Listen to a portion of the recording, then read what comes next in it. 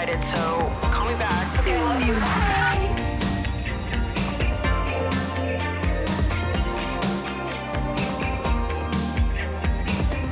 What's up, you guys, and welcome back to Emotionally Online, the show for spilling guts and sharing secrets, hosted by yours truly, the one and only Maddie Drosbeck. I am very sorry for my absence last week. It was just a crazy week for me, so I needed to take the week off and sort of catch up with myself a little bit. I was actually out of town last weekend. I went to the All Things Go music festival in Maryland, and it was so much fun. I only went for one day. I went to the Saturday shows, and the Wombats were playing, which they're really the reason why I wanted to go to the festival in the first place. I was excited to see other people too. Don't get me wrong. I was so excited to see Hemlock Springs. I was so excited to see Carly Rae Jepsen. Loved the other performers, but make no mistake, I was absolutely there to see the Wombats. I just love them so much, and it's been so long since I've been able to see them. I saw Love, Fame, Tragedy, which is the lead singer of the Wombats, Matthew Murphy. His solo project is called Love, Fame, Tragedy. I saw him perform like the day his album came out. I think that was early 2020. It was like right before the pandemic happened that I saw him live, but it's been so long since I've seen them because for their last tour, I was away, the show they had in New York, and then the tour before that was pre-pandemic, and I did have tickets and I was going, but I did get hit by a car when I was crossing the street to get into the venue. Literally was crossing the street to get to Terminal 5, and me and my roommate were both hit by a car, and so I spent that concert in the emergency room. I was so upset about it. Like, to this day, oh, that was so disappointing. That was such a horrible night. We were obviously fine. Nothing bad happened, but it was kind of buck wild, crazy bonkers. It was it was a Halloween show. It wasn't like on Halloween, but it was Halloween weekend. And so everyone was going to the show in costume. And I think this is the last time I ever did Halloween, to be honest. I think this was 2019. I believe 2018 or 2019. I think it was 2019. And I was dressing up as a cheerleader, and I always, my like take on Halloween is that everything should always be dead. I'm like sort of losing my steam to commit to that take because it's so much work to look dead. I just don't know if I have it in me anymore. But my take when I was doing Halloween, when I was dressing up, was always that you should make your costume dead and that all Halloween costumes should involve blood. You can be sexy anything. I'm down with all of that, but make it sexy and dead. Like wear your bra and underwear, but slit your neck in the process and get the fake blood and the, you know, the latex going and just make it disgusting. I think it should be disgusting and sexy at the same time. That's perfect to me. I did sexy Pennywise with the arrow through my head in college. Beautiful. Okay. I'm down for shit like that. So we were going to this concert. I dressed up as a cheerleader because I love the sexy costumes. I was in a cheerleading costume that said daddy on the front of it, and I slit my neck open with makeup. Obviously I really liked doing special effects makeup when I was in college. So I would go all out, and I was pretty good at it too because I was doing it all the time, and I would do it on other people too because I just thought it was fun. And so we were walking across the street to get to this concert, get hit by a car. Thank God they like stopped when they hit us. We were in the crosswalk. We had the fucking walk sign. This car was just a maniac. But they slammed on the brakes, thank God, because if they didn't, I'd be dead.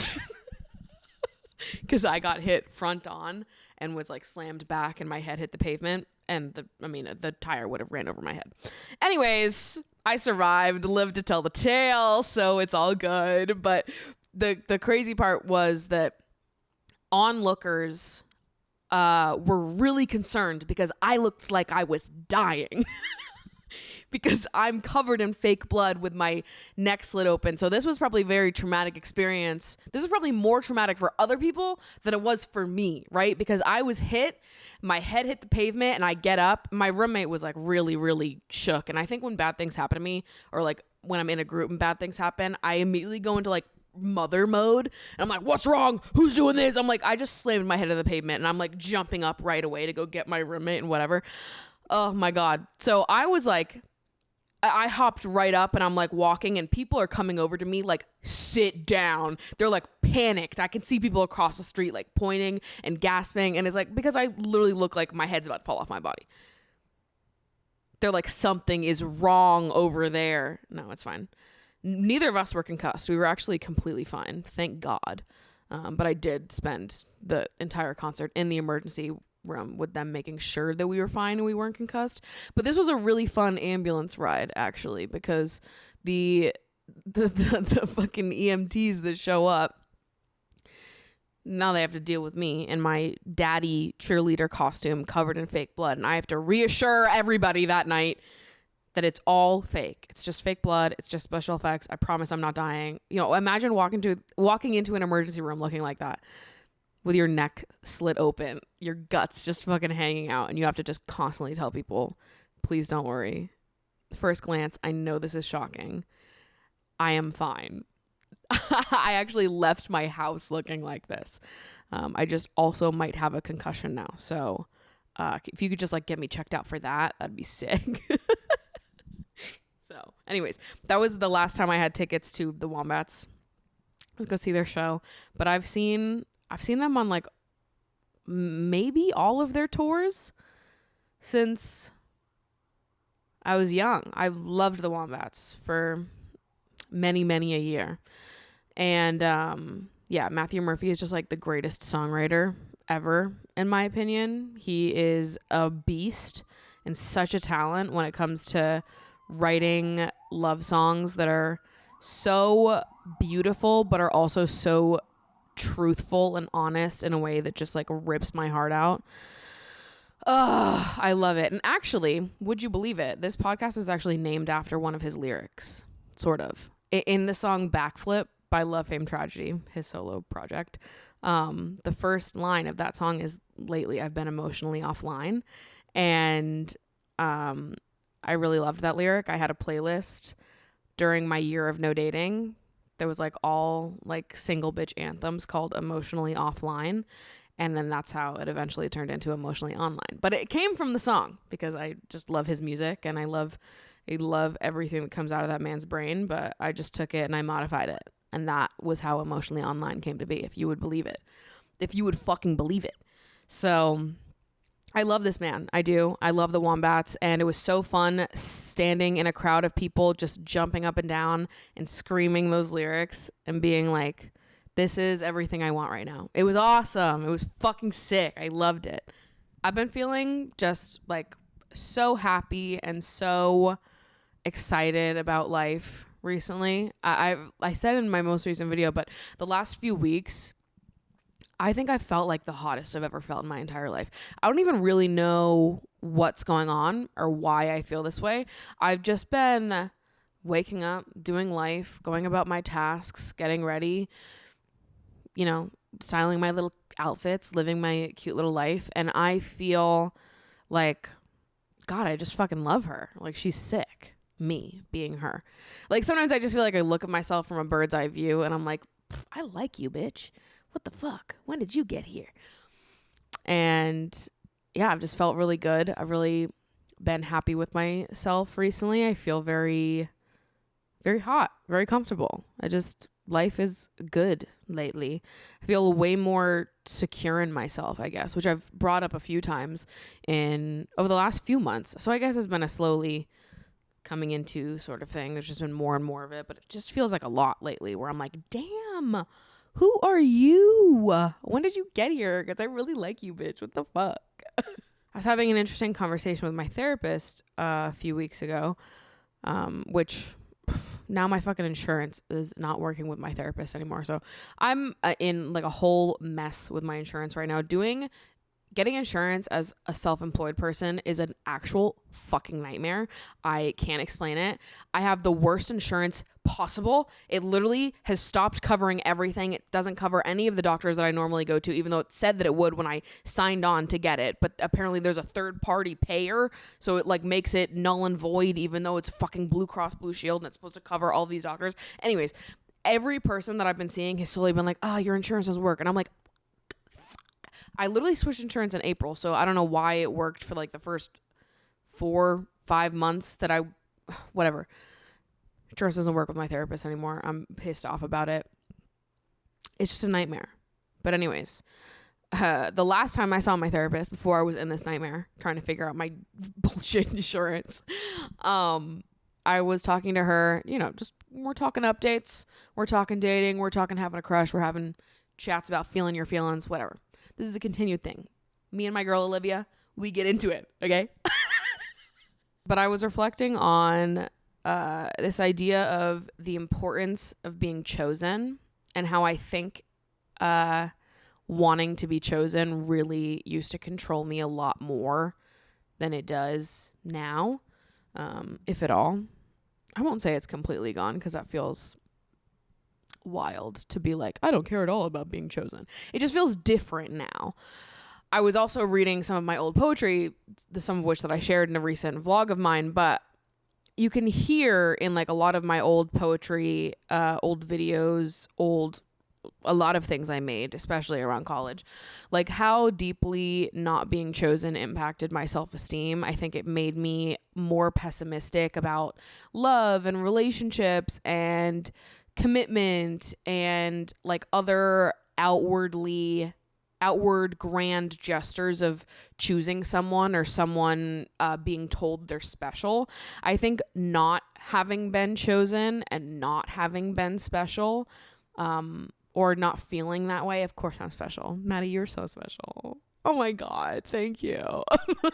But I think that like lacking that romantic interest and having those romantic experiences in high school and college, or having, negative experiences, whatever. We've talked about it on the pod. You guys know my deal.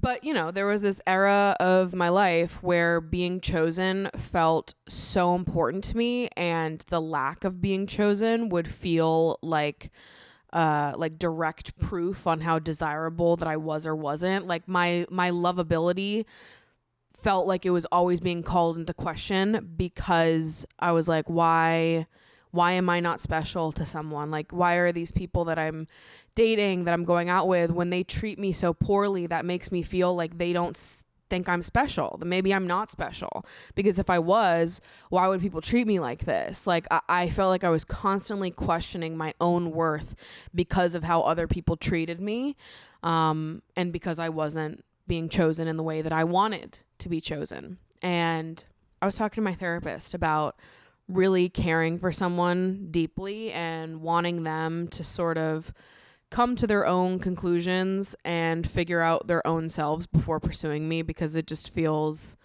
like it's what we both deserve. Whereas an older version of myself probably would have felt the need to like sweeten the deal, so to say, or fight to be chosen, fight to show this person why I should be chosen, rather than being like, actually, it is best for both of us that we both figure out our own selves, come to our own conclusions before you even consider if you could be a match, or you consider exploring that. You never know what the future is going to hold, right? I'm never going to write something off forever because it just feels ridiculous. I just think it's so much more complicated than I ever felt it was in the past. Like in the past, it was like, I'm not chosen, and therefore this means about how desirable I am or how lovable I am. And now that feels like so reductive, obviously.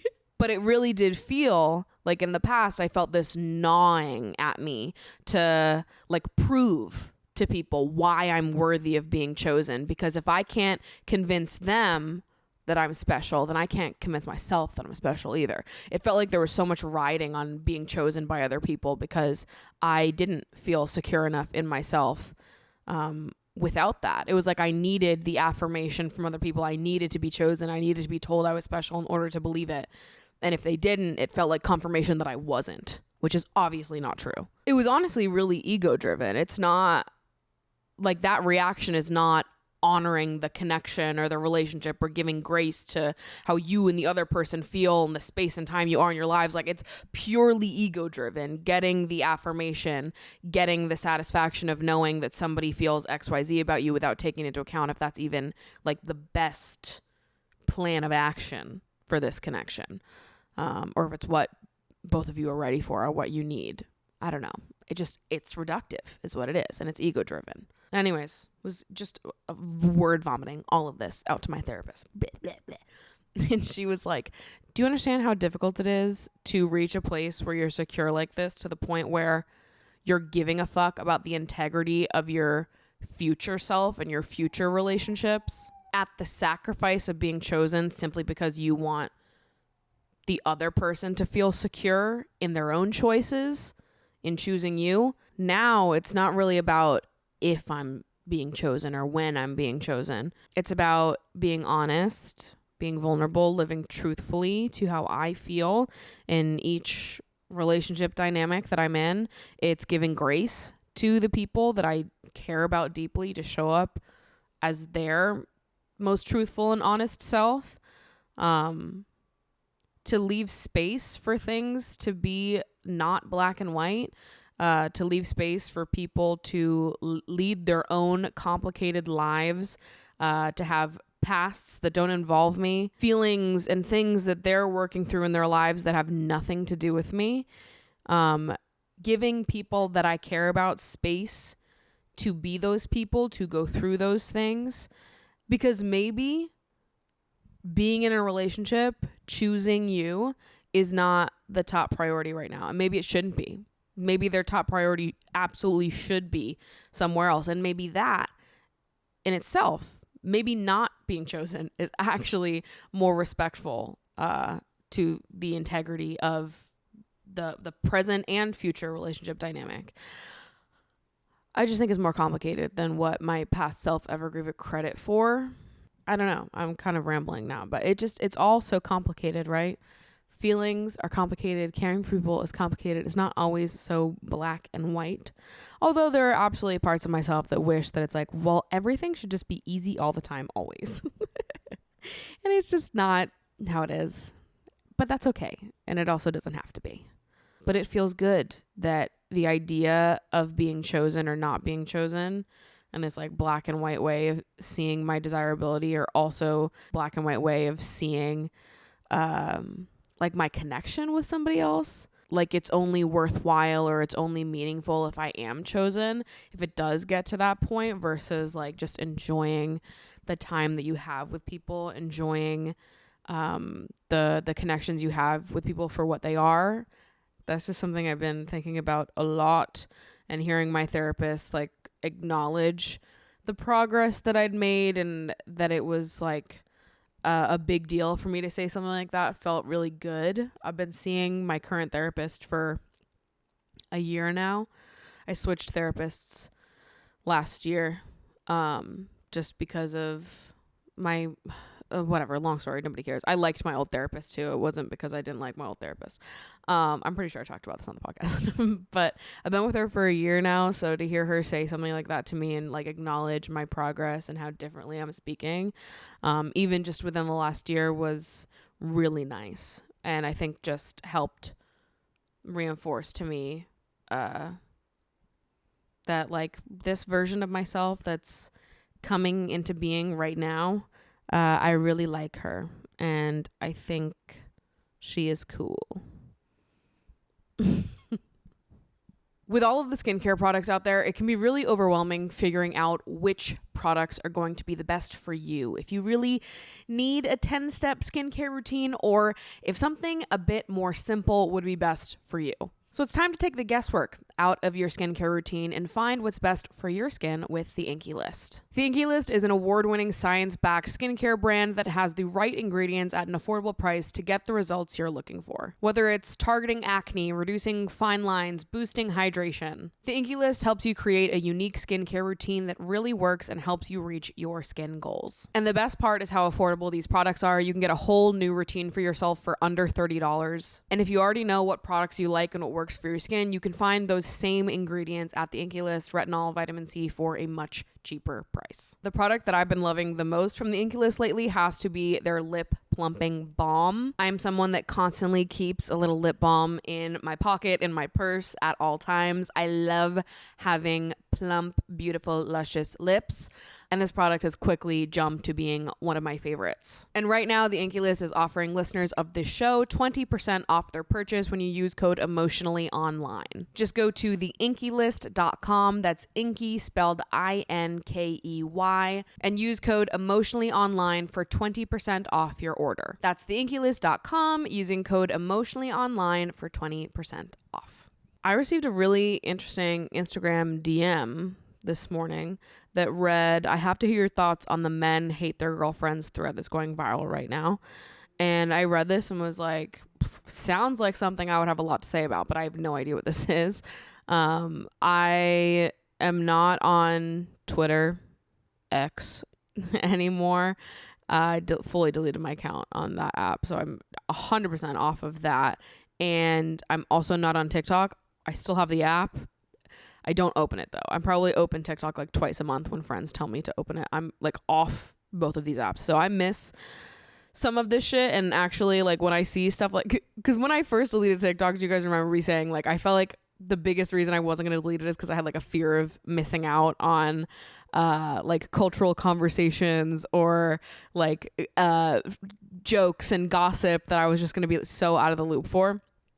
And I really feel like I haven't been out of the loop on anything, slash the things that I don't hear about is shit like this that I'm like, I actually didn't need to hear this, which is exactly why I deleted TikTok in the first place, because I would see content like this all the time and it would like just deeply upset me, and I felt like it made me a much angrier and more sad person. When you're constantly like bombarded with like the most insane shit in the world, it's hard not to be like a little doom and gloom at some point. This is what TikTok did to me. I was pissed all the time. It was mostly like shitty dating and sex takes that I would see too, and I would be like panicked that I was in the dating pool with these people. I'd be like, what are you guys talking about right now?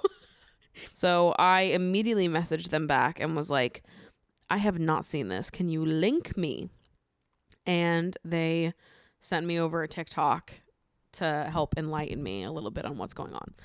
So I guess it all started with this tweet. Some random man on the internet tweeted, that phase where you slowly start hating your girlfriend is crazy, crying emoji.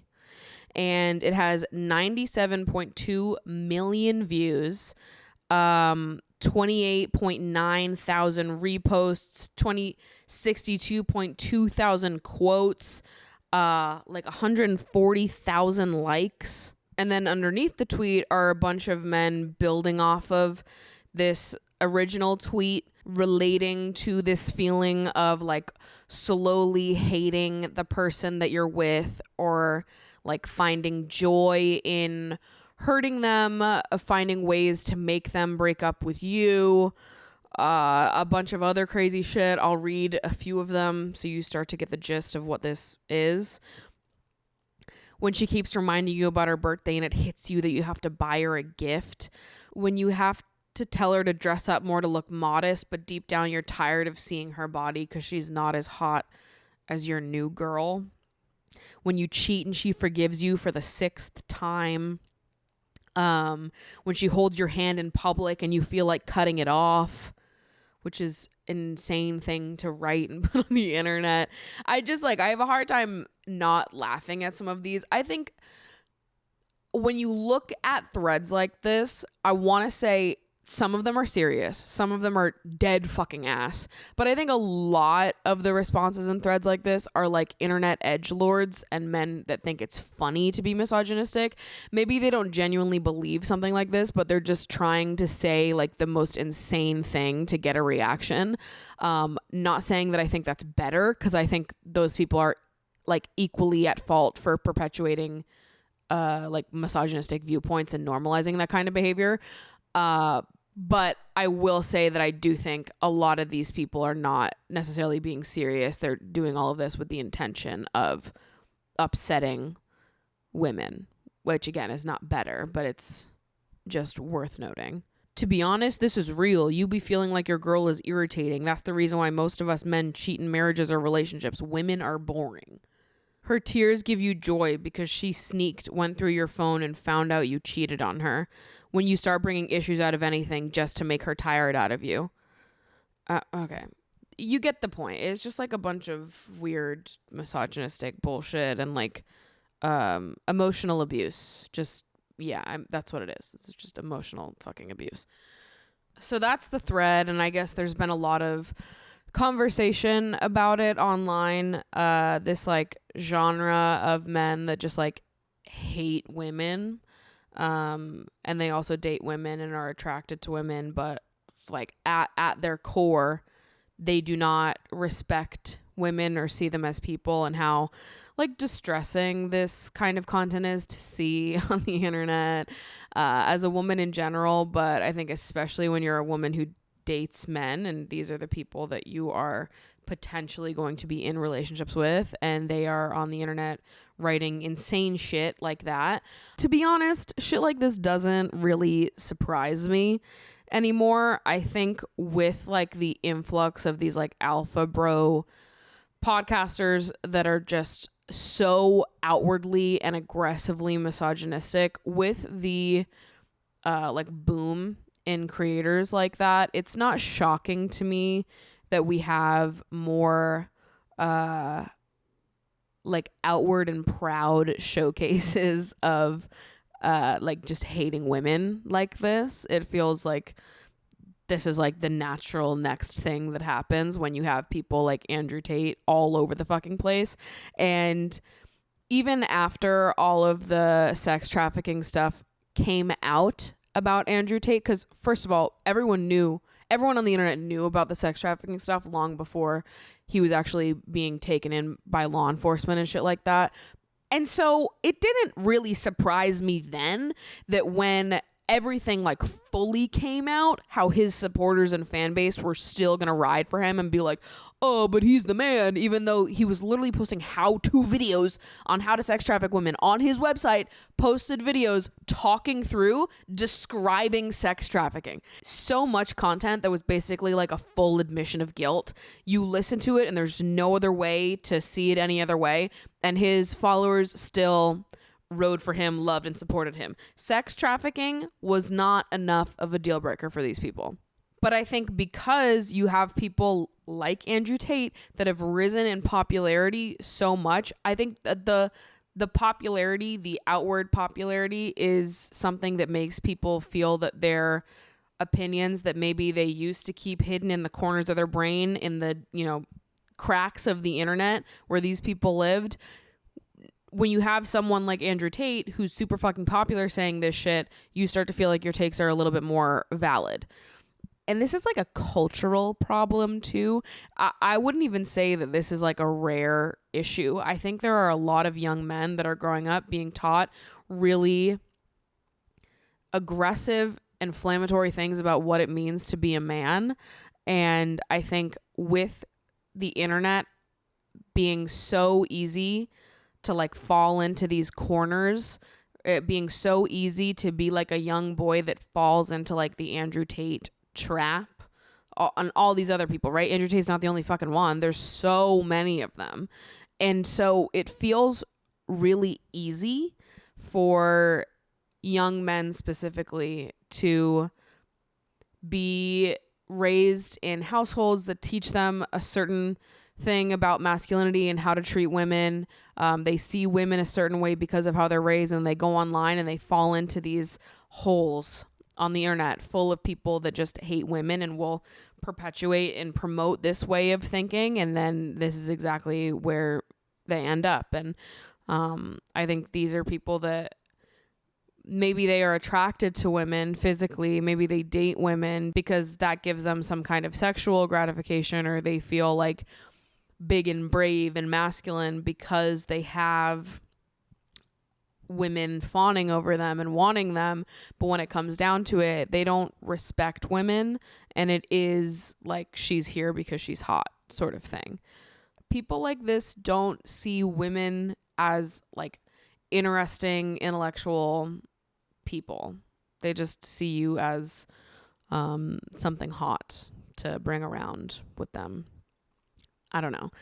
And although seeing numbers like that is like distressing, when you see a thread like that with all those responses and all those likes, and quotes and whatever, granted that I'm sure a lot of those quote tweets are people being like, what the fuck is this shit? It's hard when you see those numbers not to feel like so doom and gloom about dating and about being intimate and close with men when you have this like fear of them secretly fucking hating you, or like instead of breaking up with you, they're just gonna emotionally abuse you until you decide to leave and it's your fault if you don't, and gaslighting you into thinking that you're actually the problem and that if they treat you poorly it's because you should have picked better versus like they should have treated you better and that's on them.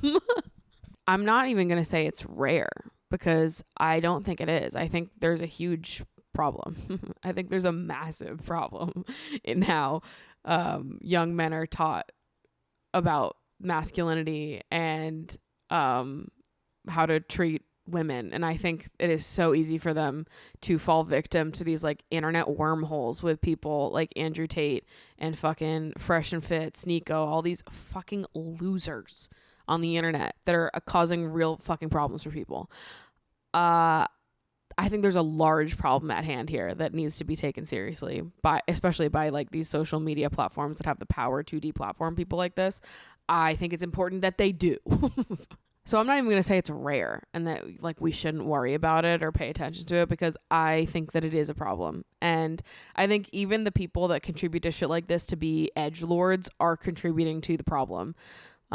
It's not funny. And if you think it's funny to disrespect women and make jokes about how much you hate your girlfriend or your wife or whoever, if you think it's funny to play into shit like that, I think you have some misogyny to uncover too, because there's nothing funny about that.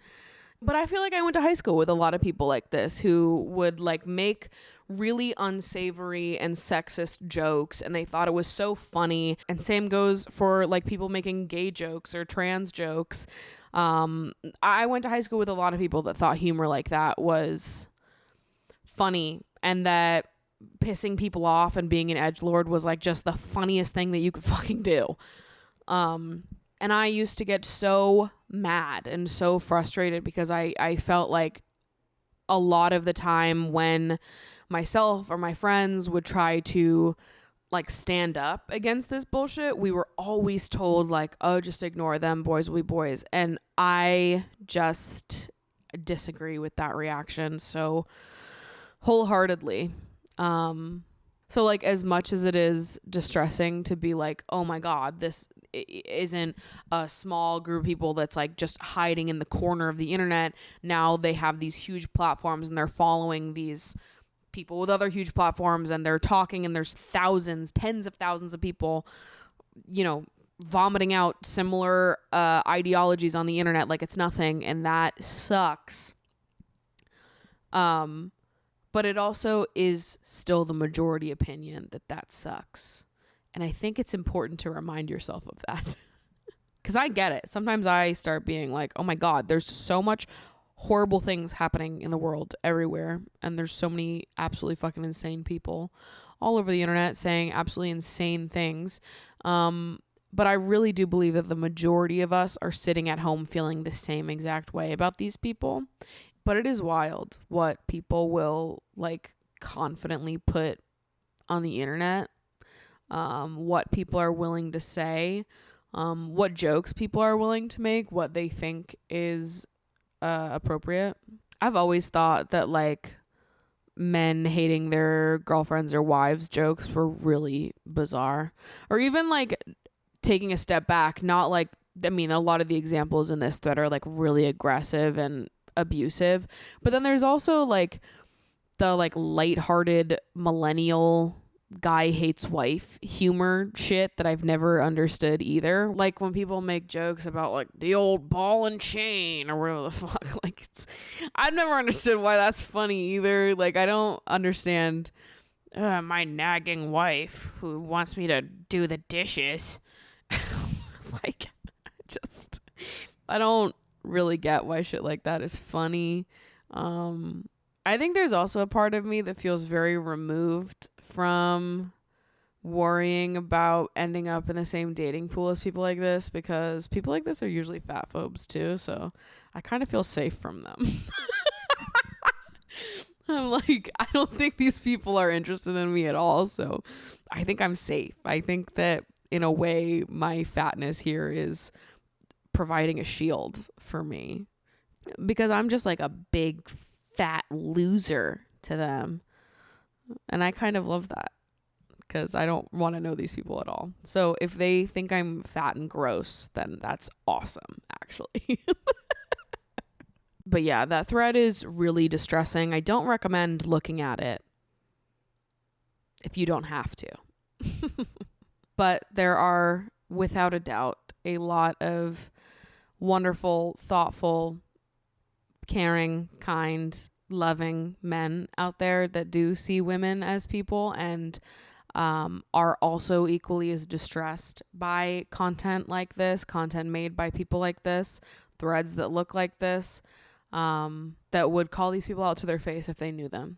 Because I think that's the other part of this, is that like you have the shitty people, you have the people that maybe know those people and know their behavior is shitty, but will do nothing to stand up for women when they hear this bullshit, or stop them, call their friends out, tell them that it's wrong, like call out misogyny when they see it. I think especially within like friendship groups, you have a lot of like, it's the same, like boys will be boys mentality, like, yeah, my boy's fucked up, he says crazy shit, but that's just fucking, that's Kenny. Pfft, the classic fucking Kenny, just hates women, hates his girlfriend, wants to cut his hand off when she holds it. Like, I think those people suck just as much. Like if you're friends with shitty people and you are willing to excuse their behavior instead of calling them out, I think it's bizarre. Why would you even want to be friends with someone like that? But then you have another group of people that are not friends with people like that. And if they were friends with people like that, they'd call them out. They're equally as disturbed by all of this, and they would never treat a woman like that. So, and I think we all know that, right? And it's not really a particularly comforting thought to be like, oh, well, good people are out there. Like, we knew that. Can't see them in this thread, but they're there somewhere, I guess. Like, it is a little doom and gloom and distressing, and I get that. But I don't know, sometimes it helps me just to be like, let's take a step back. Not everybody thinks like this, even though this is overwhelming that so many of them do. All right, I want to get into some of our submissions, because that box has been absolutely overflowing with them in the last 2 weeks. So let's just hop right in here, see what people are saying, what's going on at the sleepover this week. Hi, Maddie. I'm hoping to get your advice on a situation that I'm finding myself in. I've been having casual sex with someone for 9 months now, and the sex is honestly amazing, but it's pretty often left me feeling weird and kind of bad. After listening to one of your episodes and reading up on sex aftercare in general, I noticed the lack of aftercare from my partner is probably the answer to why I'm feeling this way. He also isn't as communicative in bed as me and doesn't check in with me as often as I would like him to. I brought both of these things up and told him something needed to change in order for me to want to continue seeing them. He then told me that more sexual intimacy, cuddling, kissing without it leading up to sex, etc., is very tied to romantic relationships for him, and that he has even felt uncomfortable when I was being affectionate towards him after sex because we're not romantically involved. I was honestly shocked and told him that if he didn't want to give his sexual partners basic care, if he's not in love with them, he should not be having casual sex, period. He then told me that me being his first long-term casual partner, he hasn't really thought about that, and that he was willing to try out providing me with the things I asked for. Now I'm feeling very unsure of what to do. On one side, I don't want to be with someone that makes me feel like giving me basic care is something that I'm being granted, and it's something they don't actually want to do. This triggers some of my very deep insecurities about not being worthy of affection aside from sex. On the other side, I feel like I should be giving him a chance to reflect and educate himself and eventually change something in his behavior and his attitude towards sex, especially since that is what I asked of him. But now I feel like the way we think about sex and what it means to be having sex with someone is fundamentally different, and I don't want to have to teach him how to have responsible sex. What do you think? I'm very curious about your thoughts on giving someone the chance to change. Oof. Listen, I believe that everybody deserves the chance to change. That doesn't mean you deserve the chance to change with me. Okay? I hope that all of the men that I have had sex with that made me feel uncomfortable and uncared for, I hope they change and they make other people feel better than they made me feel. Okay. I will always give people the benefit of the doubt and hope that people can change and grow and be different. That doesn't mean that you have to stick around to watch that happen. That's kind of my take here. I mean, you know, I agree. I feel like so much of the attitudes around casual sex are that like caring, it like ruins it, and that you're not supposed to care or give a fuck about your partners. And if you care about them at all or show any kind of affection, you're ruining it. You're taking it too serious. You're spoiling the casual vibe. You're just putting more pressure on it, whatever. And I think it's all bullshit. And it makes me like actually mad, because I don't know where people get this idea that having casual sex means that you don't show care to the other person, or that you're both just supposed to be like aloof and cold towards each other after sex, that you don't take care of each other. Like, just because you're not committed doesn't mean you don't give a fuck. Doesn't mean you're not supposed to be kind to their person. Doesn't mean that you're not concerned with them being comfortable. It actually infuriates me when people say shit like that, because I agree. It is like we fundamentally see sex differently. If you think that it's appropriate to have intimate sexual relationships with people and demand them to be like completely turned off emotionally, it is unbelievably unrealistic to me. Ugh. Like, I'm on dating apps. A lot of my friends are on dating apps. A conversation that comes up in conversation with my friends a lot is like when you match with someone on a dating app and they immediately ask you to come over to their apartment. And naturally, a lot of people are not comfortable with that for a variety of reasons. Maybe you're not looking to just have sex. Maybe you are concerned about your safety, even a minor amount, and don't want to go over a stranger's apartment, especially as a woman. But I've had conversations with some of my friends that are open to having casual sex, say that like when somebody says this to them, they'll be like, hey, I would love to meet up. I don't feel comfortable meeting up at your house. Do you want to go get a drink first? And they will act like that is too much of an investment.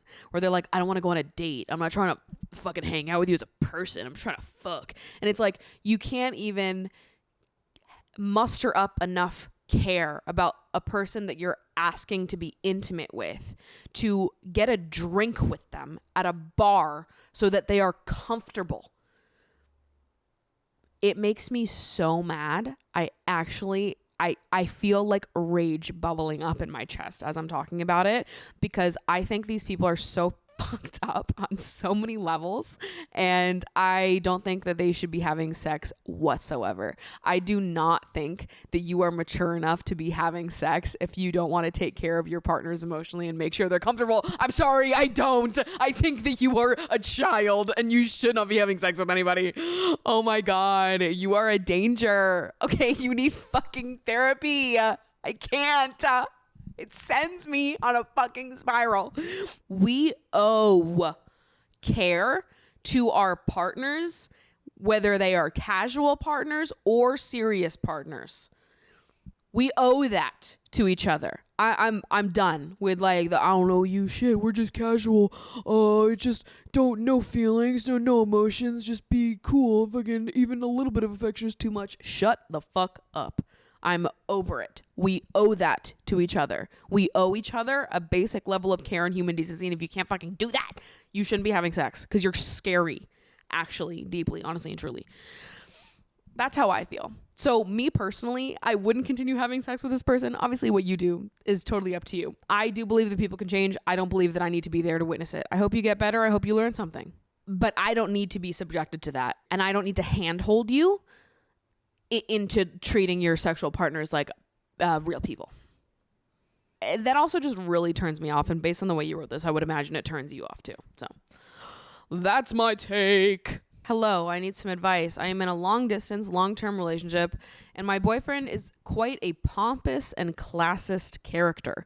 We come from extremely different social classes. He is at the very least upper middle class, and I am working class.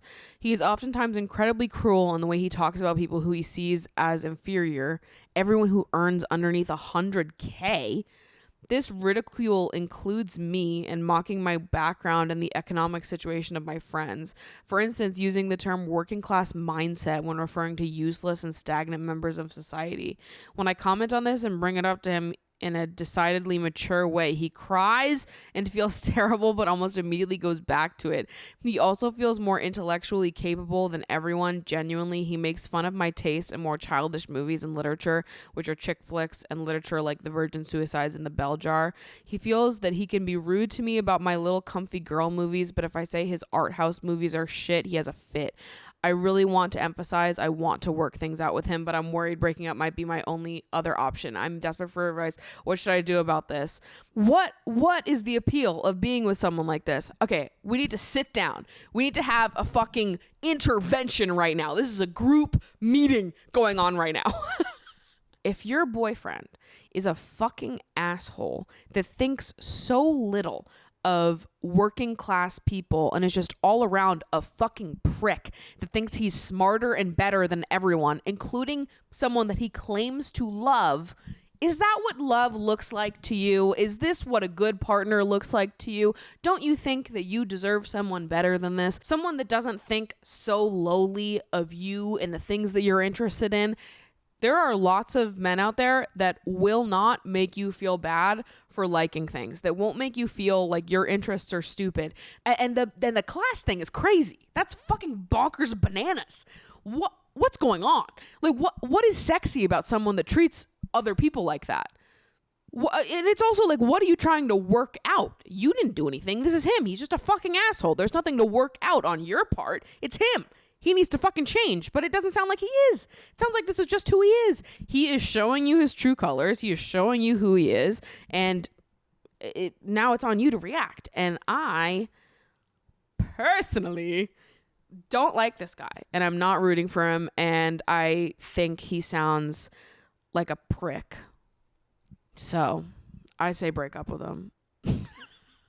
Also, there's something so irritating to me about someone being just like a grade A asshole, spewing the most like outright mean and offensive shit, and then when they get called out for it, crying about it.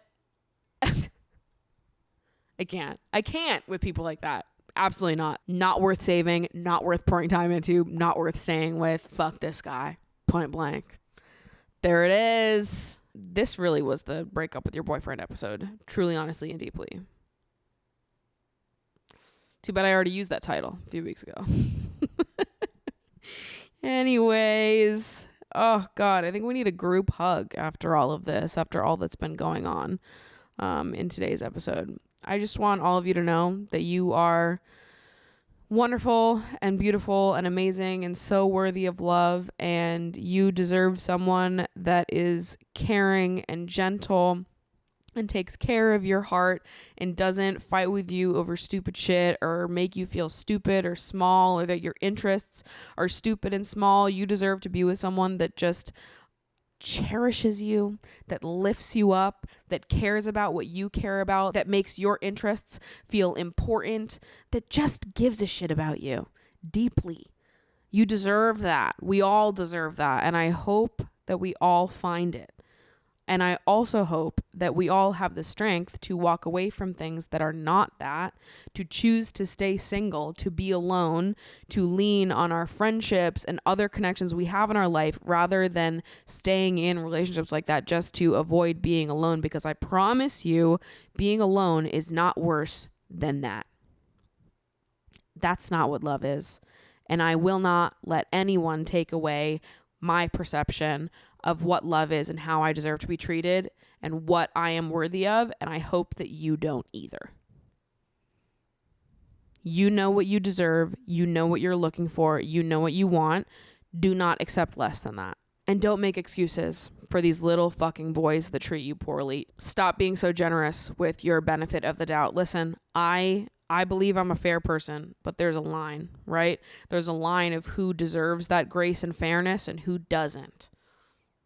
Not everybody deserves it, People who outwardly say they hate women don't deserve it. So with that, I'm going to wrap up today's episode. Be sure to follow me on Instagram at Maddie Drospec. If you want to see more of me, right now I'm doing a 30 outfits in 30 days Instagram challenge. So I'm posting a lot of cute little fall outfits, my favorite season, for anyone that's interested. I love you guys so much. Thank you so much for watching. I will see you next week.